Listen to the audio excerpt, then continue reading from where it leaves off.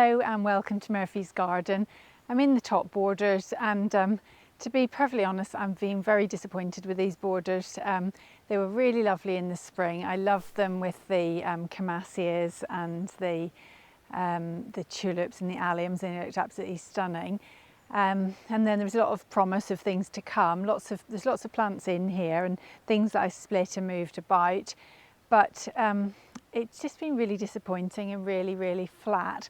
And I'm not sure whether it's the plants or whether it's just the weather. We've had obviously this very dry weather here in the UK this summer, and I know a lot of people have expressed similar problems and things just haven't been performing. And so I think these borders I need to review. So we did something similar with the parterre. The parterre, we put in all the structure, and but yeah, it just wasn't really happy with the planting. So I had a big sort out of that last winter and autumn, and I'm really pleased with that. That's working well, and I think I need to do the same. And I think gardening is just all about that, isn't it? Constantly learning. And I think I sometimes find the more I learn, then the more I realise how hard it is actually to get particularly a perennial border right, and just having that succession of planting throughout the year. I haven't got it right. I hold my hands up and say I just haven't got it right at all.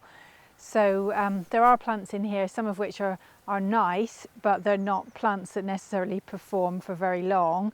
I've got some like phlox and even the monada, which has been particularly disappointing this year. I have been looking at videos that I did this time last year, and the borders did actually look quite nice. So whether it's that I haven't split things, or again, I just don't know. So really this is a time for just reviewing and thinking about what's working, what isn't working. I think the things I like are we've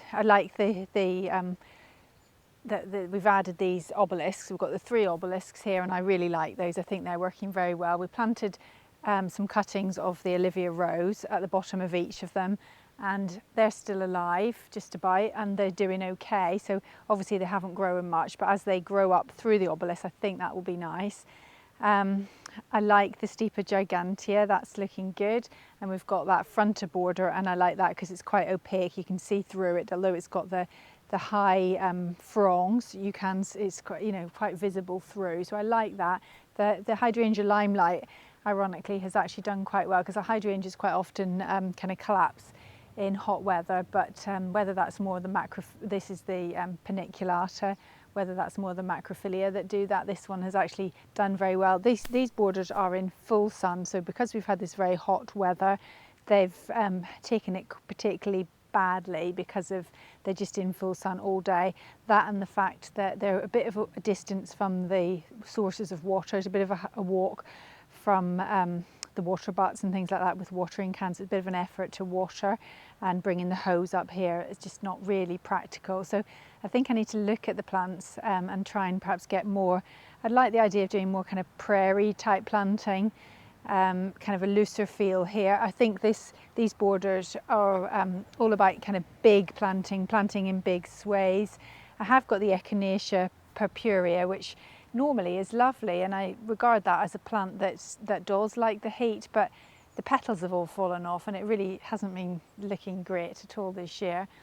So anyway, I think we need to spend the winter just reviewing what we've got.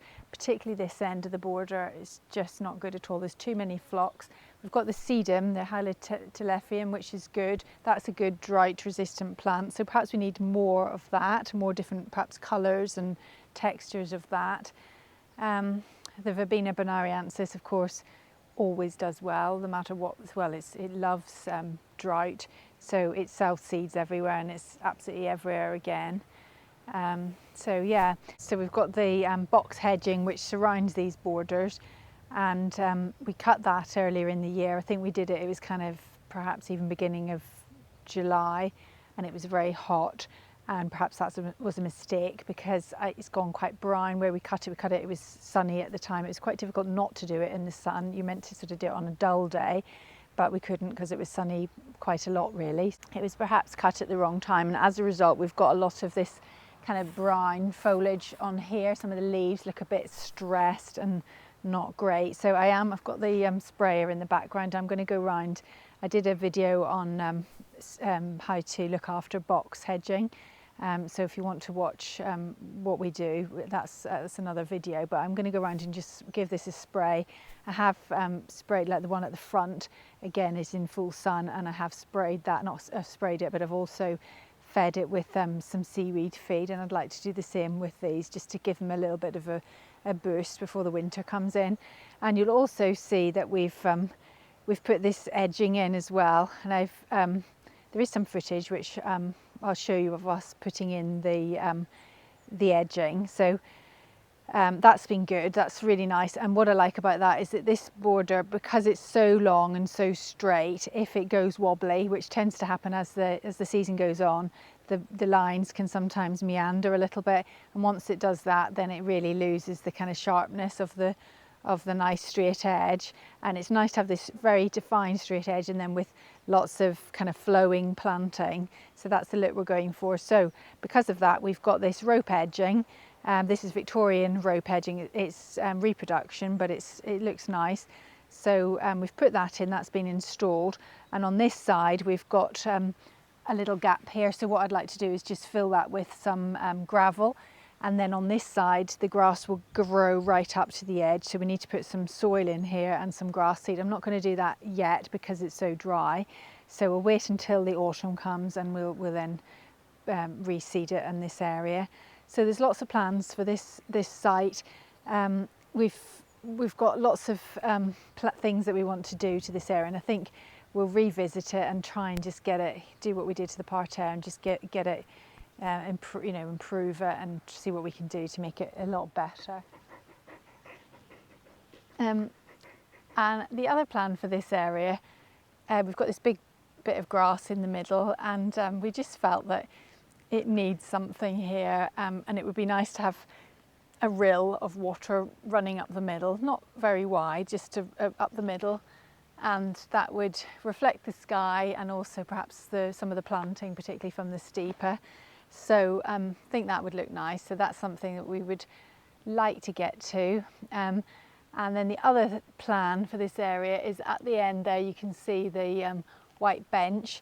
Well, the problem is this area is full on sun. So in the summertime, we can't sit up there because it's just so hot, too hot. And then at other times of the year, it can be quite cold and not always nice to sit in. So we don't tend to sit, we very rarely sit in that seat actually. So what we'd like to do, we've got a summer house that we bought. We actually bought it before the lockdown. We ordered it before the lockdown. It was going to be for the seating area. And then lockdown happened, and it was delayed. And in the end, by the time it came, we decided that actually the seating area was better off without having the summer house on it. We decided not to use it there, and instead we're going to use it here. So it will be a covered area. So quite often in the winter or any time of year when we're out in the garden, it's quite nice to have our lunch outside or have a cup of tea, and just to have a little bit of shelter would be quite nice. So we thought that would be ideal there. So we plan to build that, and that will go in where that seat is. I'm going to move that seat probably down to the sunken garden. So lots of plans of improvements. So hopefully watch this space, and got to get some energy and get on and do all these things that we want to do. There's so many jobs and things to do, but it's all a learning curve, isn't it? And I guess that's what makes gardening fun, because you're always learning and always trying to improve. Just when you think you've got something right, it's all goes wrong and you have to redo it again. So I'm always trying, always learning, and I don't get it right first time. In fact, I never get it right first time. I always have to do it at least a couple of times to reach the right result. So this area where Murphy is, this is where we propose putting the rill just up the middle. So Murphy might be a bit wet if he sits there. But you can see that just needs something. The grass, like the rest of the grass in the garden, looks awful, all brown and not very good. So I think the other thing we need to do this year, this winter, is just get in loads and loads and loads of manure and compost and spread it everywhere, because the garden just needs as much organic matter as we can possibly throw at it. So that's another priority for this winter and this autumn and spring. So sometimes it's nice just to stop and just enjoy the garden, because sometimes I'm really busy doing things that I forget to just sit down and reflect on the garden, and this is quite a nice time to do that, because coming to the end of the summer, so just thinking about what's worked and, as I said, what hasn't worked and any changes that we want to make, and also things for our family are changing as well, because Livia and Joshua are both going off to start new courses next year. Josh to do engineering, and Olivia is starting her degree. She's done her RHS training and now she's starting her degree in landscape architecture. But I'll still have you, won't I, Murphy? Yes, you're not leaving me. So yeah, so they're starting these new courses, and the other thing is it might be a good idea not to rush to do anything in these borders. Because Olivia is doing landscape architecture and she's going to be learning from the best. She's got some fabulous lecturers who she'll be learning from. So perhaps I shouldn't rush to do anything too drastic, because they're going to be teaching her all about succession planting and perennial planting and all these kind of things. So perhaps I should wait, and then I can pick her brains. And what better practice for her than to come home in the holidays and redesign her mummy's garden. So yes, we might do that, perhaps not rush into anything just yet. So thank you very much for watching, and join us again in the next video. Bye for now. I see Murphy wants his dinner. Do you want your dinner? It's called cuddly. It's so cuddly, aren't you?